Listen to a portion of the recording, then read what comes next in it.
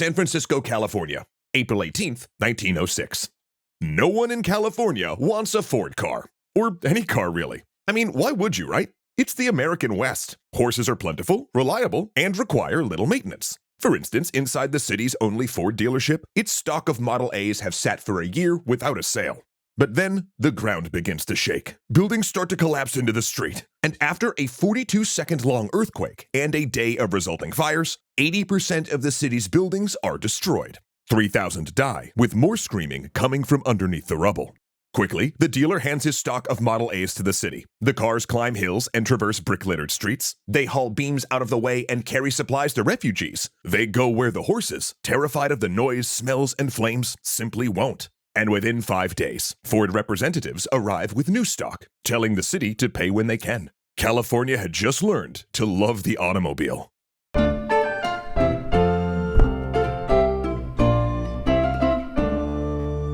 Thanks so much to Imprint for helping me to learn cool new stuff really fast. The Model A was a revelation to people who previously didn't have cars, but it wasn't exactly a good car. In fact, Ford's rapid cycling through the alphabet models was partially because he kept fixing or upgrading designs. And through that time, he searched for his ideal car, one that would be affordable for the modestly successful farmer and bring freedom to rural America. And that was the Model T. The Model T was a highly engineered and innovative vehicle. While most cars trended heavy, the T was light, only 1,200 pounds. And unlike previous cars where the engine came in pieces, its engine block was made out of a single piece of metal.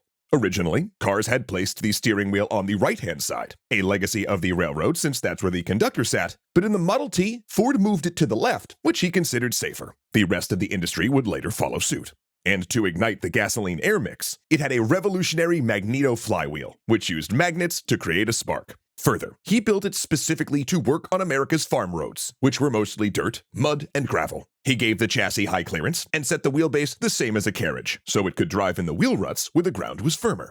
Throw some belts around the axle, and it could even be used as a portable motor for running farm equipment. And in 1908, all this could be yours for $850, where other comparable cars cost over $1,000. And as Ford moved into a mass production system in his new plant at Highland Park, that price would fall almost yearly, down to $490 in 1916, and by that point, over half of the cars in America were Ford Model Ts. Now, it's impossible to overstate the impact that this car had on America. Rural families were previously rooted to their land, since horses tired out quickly. Heck, if a family member lived 20 to 30 miles away, you might not see them for decades. For these people, it truly opened the world to them and gave them a sense of freedom and happiness. It also connected people to America's wild spaces, allowing city dwellers to visit the woods, allowed access to better medical treatment for those not usually near it, and even created the vacation. The Model T also spawned a sexual revolution. Previously, dates happened within sight of family, or at least in the same town.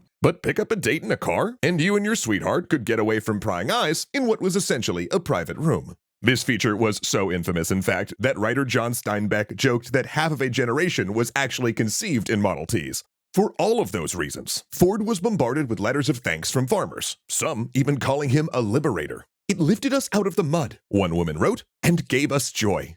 The car was so ubiquitous, it actually had a whole subgenre of joke books written around it, laughing about how it rattled, was so small and light and cheap to purchase. And owners often, superstitiously, ascribed personalities to their vehicles, dismissing the temperamental behavior of its starter crank and engine, not as a flawed design, but simply as the vehicle making mischief or being stubborn. Remember, these were people who'd grown up dealing with horses who actually did exhibit these behaviors, so I can kind of see where they're coming from. Now, before the Model T, Ford's reputation was that of a talented and principled everyman who'd made good. He famously battled a patent troll in court who, bankrolled by an electric car company, claimed to have invented the internal combustion engine and wanted a percentage of every car sold. Ford's victory there, pitched as a Teddy Roosevelt-style antitrust battle, made him a hero. But once the Model T changed the country, Ford achieved superstardom. Books and magazine profiles touted him as a genius inventor and business wizard. Though, just to be clear, Ford didn't design the Model T by himself. He was absolutely key, that's for sure.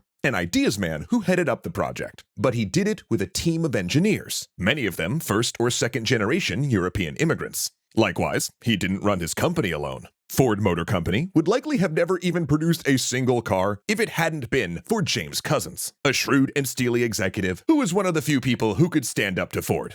Had it not been for Couzens forcing the Model A to market, Ford probably would have destroyed the company by refusing to release a product until it was perfected. It also wasn't Ford who originally championed the assembly line, but rather engineer, executive, and Danish immigrant Charles Sorensen. In 1910, he held a demonstration where he towed a Model T chassis on a rope through the factory as workers stood along the line, adding parts as it passed. And 3 years of research and development later, they tried the new system with the flywheel magneto and realized it could triple production. They then expanded the program to engines, wheels, fenders, and soon, the Ford plant at Highland Park was the first ever mass production line. Parts went by workers on conveyor belts or hooks, and each man did a single task with his tools and supplies right by his side. They might put on a bolt but not tighten it, or tighten a bolt that someone else had placed. This cut the time it took to produce a Model T from over 12 hours per car down to 93 minutes. But workers hated it. They stood in place for hours doing mind-numbing, dehumanizing work, plus the noise was deafening. Employee retention crashed, and the turnover rate soared to 380%. 8 out of every 9 new hires quit within days. But Couzens had a solution, and he'd won Ford over to it. They'd raised the minimum wage at Ford from $2.34 a day to $5 a day and set the work week at 40 hours. To maximize the good press, he talked about it not as a simple raise, but a profit-sharing plan. And people went nuts. Within days, 100,000 people were outside in freezing temperatures, demanding jobs. At times, the mob got so rowdy, it would try to storm the gate, and Ford security would turn the fire hoses on them. Also, those workers might not be who you're picturing either. Ford's labor force was heavily comprised of recent immigrants, from Eastern Europeans and Scandinavians to Japanese and Arab Muslims. Around 30% of Ford's employees were black, and while they did tend to get the more dangerous jobs, the Ford Motor Company was unusual for the time in that it had black managers, who possessed the authority to hire and fire white subordinates. But with all of that said, that $5 wage came with some significant strings attached. Immigrating employees were required to attend language and civics classes, and upon graduating, they took part in an odd ritual called the Ford Melting Pot. Graduating workers would come to a gathering in their traditional national costumes, march into a giant prop cauldron, and then come out the other side dressed in suits, waving American flags. See, if you were going to work at Ford's plant, you were going to live by Ford's rules, even off duty.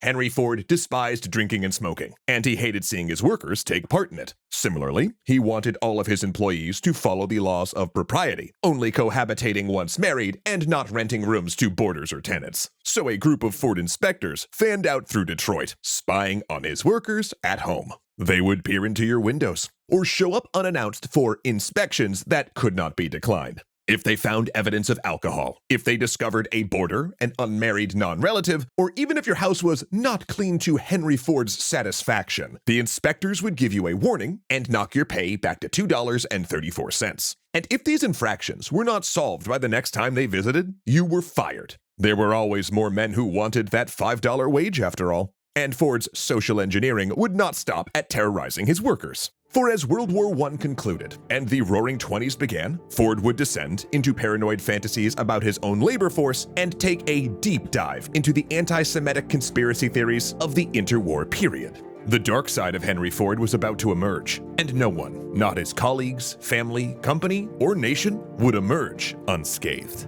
And speaking of darkness, I have a question for you about that. In those small moments of your life, right? When you're brewing coffee in line at the store or waiting for like a game to download or something, what are you doing with your time? Well, if you're like me, doom scrolling. Ugh. Just endlessly swiping on my phone through internet dribble that isn't constructive and I'm never gonna remember in a few minutes anyway, which honestly just never leaves me feeling good. But that is why I am pretty pumped today to tell you about Imprint, because I'm finding it a way more rewarding use of my time. It's this learning app that lets you engage with a ton of topics like history, philosophy, science, technology, productivity, and more, but in bite-sized sessions throughout your day, with interactive lessons that you can complete in around 2 minutes. But seriously, Don't let the quickness of it all fool you, because their lessons are strategically designed to help you understand complex concepts quickly and retain that information long term. Not to mention, all of it is presented with in-depth visuals and animation to help you stay focused, which for me is a really big help. For instance, yesterday, rather than just stare into the soul-sucking void that is my social feed, I learned a bit about the science of sleep, how gerrymandering works, and got a visual primer on the first part of the book, Guns, Germs, and Steel, which Jeff has been telling me about forever. That is not bad for 6 minutes. So if you'd like to see if this cool way of learning works for you with zero risk, you can get a 7-day trial of Imprint absolutely free right now by clicking the link in the description. And the first 200 folks that sign up for an annual plan with our link will also receive 20% off their membership. Not to mention, every single sign up really does help us continue to make our own brand of educational animated content as well. Again, click that link below to check out Imprint for yourself and make the most out of your in-between moments. Well, if it isn't Ahmed Ziad, Turk, Angelo Valenciana, Arcalite Games, Casey Muscha, Dominic Valenciana, Izzy Coin, Joseph Blame, Kuya Koi, and Skylar Holmes. Thanks for being legendary patrons, y'all.